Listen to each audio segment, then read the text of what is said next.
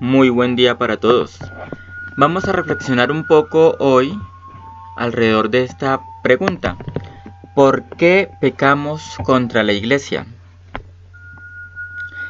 ¿Cuál es el contexto de esta pregunta? Resulta que durante los últimos años, específicamente durante el pontificado del Papa Francisco, muchas personas, como la persona que les presento aquí en pantalla, se han puesto en contra del pontífice y en contra de todo lo que él nos diga.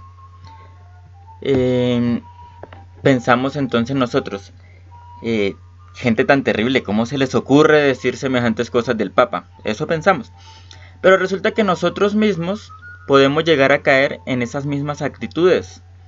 Tal vez no decir exactamente lo mismo que ellos, pero seguramente en algún momento hemos caído en esas actitudes en contra del Papa o en contra de alguna doctrina de la Iglesia.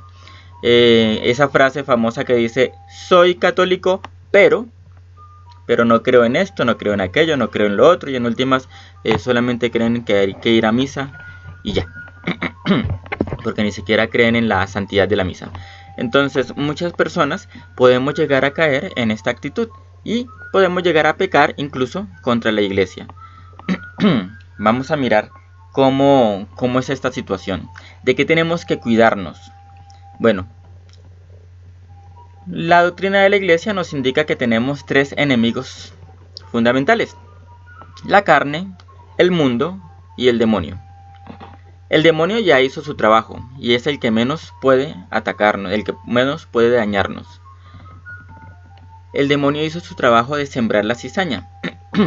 Ahora esa cizaña crece y está en el mundo, y el mundo comienza a convencernos, porque escuchamos decir muchas cosas al mundo. Y resulta que muchas de las cosas que el mundo dice coincide con nuestra carne o con los deseos de nuestra carne. Me explico. Todos nosotros tenemos problemas grandísimos para obedecer. Desde pequeños tenemos problemas de obediencia hacia nuestros padres. Ya cuando crecemos un poco más, nos cuesta demasiado obedecer a nuestros maestros. Y una vez hemos llegado a nuestra mayoría de edad, tenemos el gran reto de obedecer a nuestros patrones. Y si nosotros somos los patrones, nos cuesta demasiado obedecer a nuestros consejeros o incluso a nuestros clientes. Nos cuesta mucho. Si no existiera una motivación económica de por medio, no obedeceríamos, haríamos lo que queremos.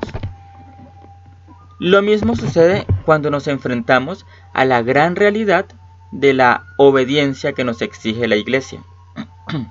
Es difícil, muy difícil obedecer.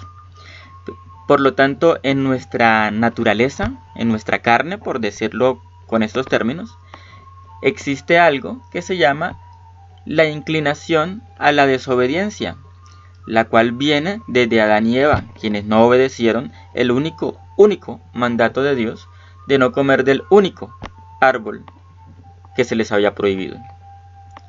Entonces tenemos allí una primera parte. Usted que me está escuchando, yo o el señor Galat, a quien tengo en la fotografía, podemos desobedecer, podemos caer en ese pecado de la desobediencia.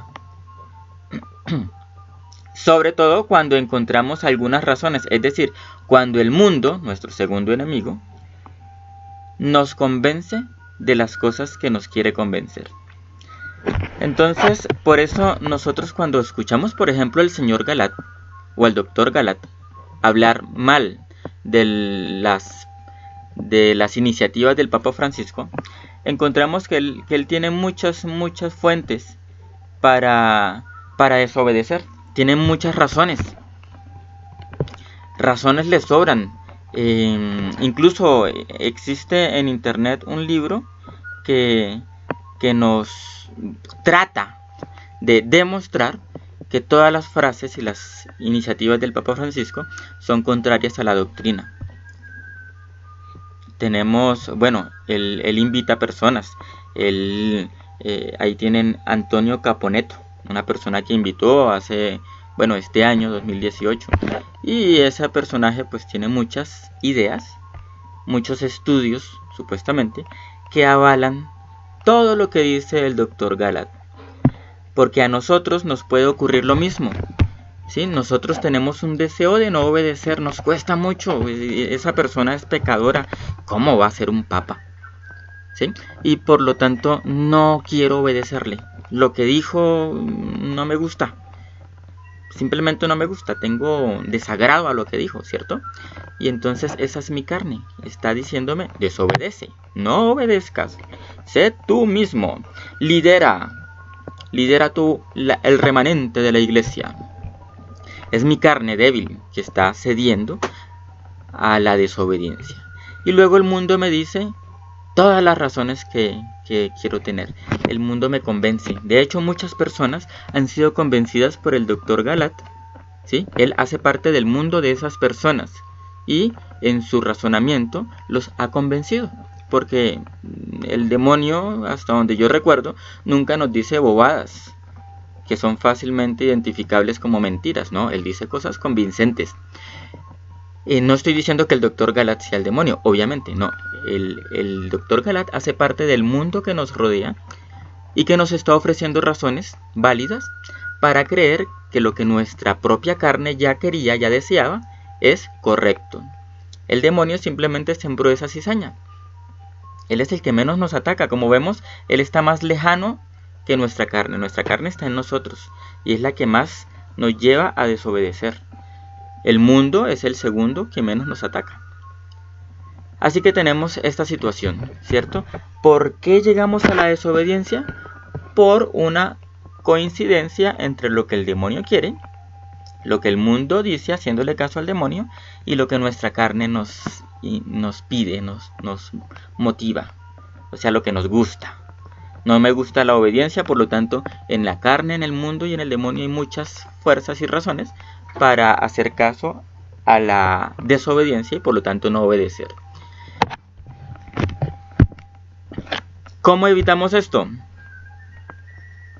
¿Cómo evitamos esta situación? Miren aquí el libro que les estaba mencionando, el libro de Singer-Bergoglio. es increíble. Si ustedes lo leen van a encontrar un montón de frases sueltas del Papa que, así como están sueltas, quedan en contra de las doctrinas que ellos van poniendo alrededor de esa frase. Pero sueltas, es decir, si las miramos en contexto y si profundizamos vamos a darnos cuenta que no. Pero la razón también nos puede engañar. Hay que buscar cuáles son los criterios para no caer en esa desobediencia. Los invito a recordar que la iglesia nos ha pedido muchas veces que estemos unidos.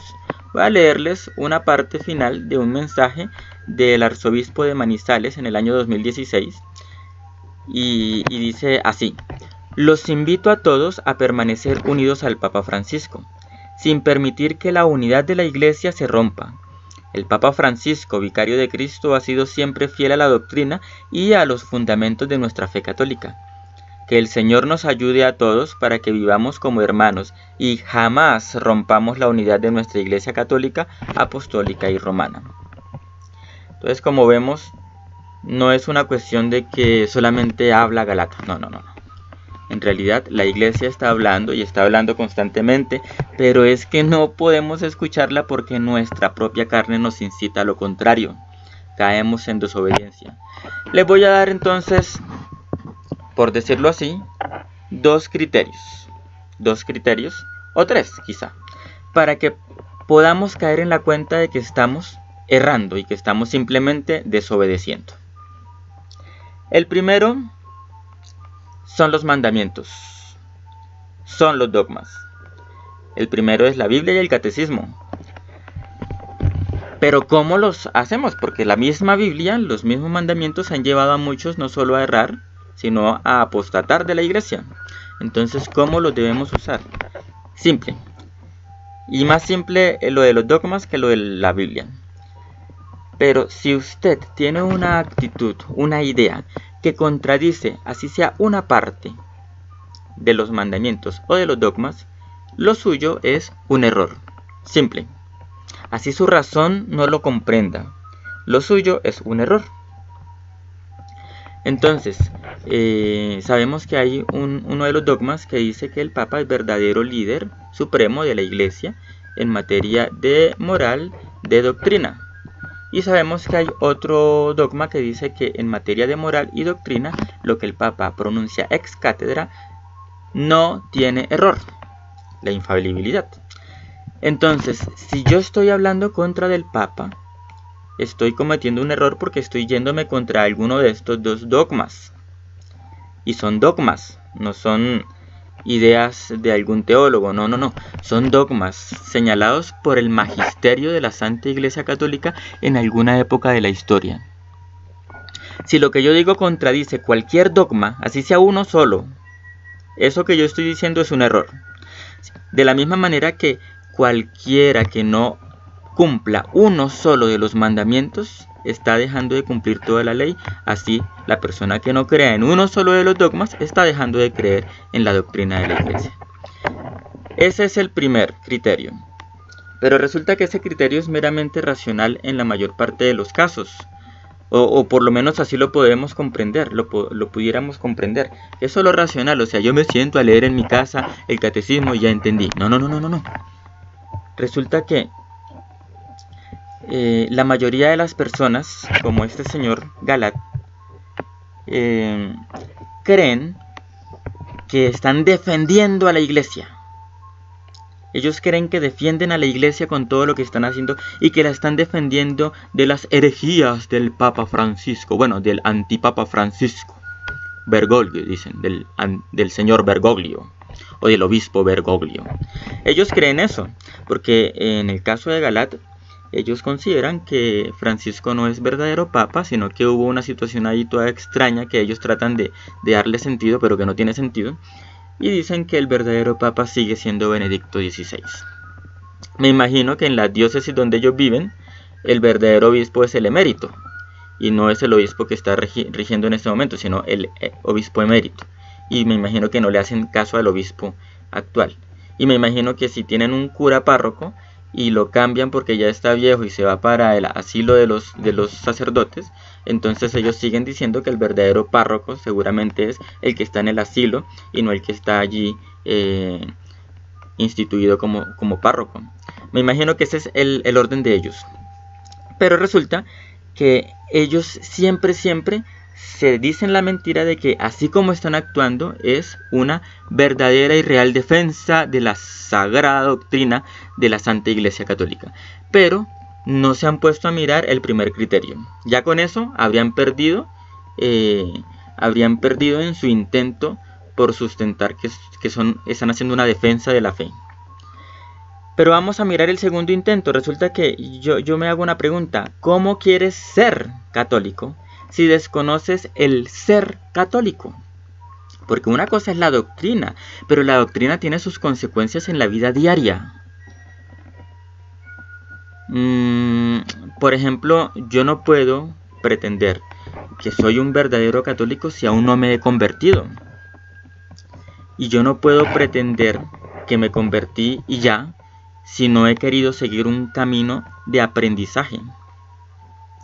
Dice en San Mateo que los discípulos, los apóstoles fueron enviados para bautizar y enseñar, ¿cierto? Entonces, si yo ya me bauticé, o a mí ya me bautizaron, me están enseñando, pero ¿cómo así? ¿Quiero aprender o no quiero aprender? Si me he bautizado, si realmente me he querido convertir de mis pecados hacia Dios, ahora me falta un paso. Debo aceptar la enseñanza que me están dando. O sea, yo no puedo ponerme a leer el catecismo e ir tachando todo lo que me parece error. Yo no puedo mirar los dogmas y comenzar a reinterpretar a mi acomodo cada una de sus palabras. No. Todo eso lo debo interpretar a la luz del magisterio de la Iglesia. El presente y el pasado magisterio, pero especialmente el magisterio vivo, actual. Entonces la invitación es esa, mis queridos hermanos. ¿Por qué pecamos contra la Iglesia? Primera parte, porque nos dejamos contaminar del mundo y sus ideas. sembradas como cizaña por el demonio, y porque seguimos más a nuestros deseos carnales de desobedecer que a la realidad del mandato que Cristo nos ha dado, de las palabras mismas de Cristo.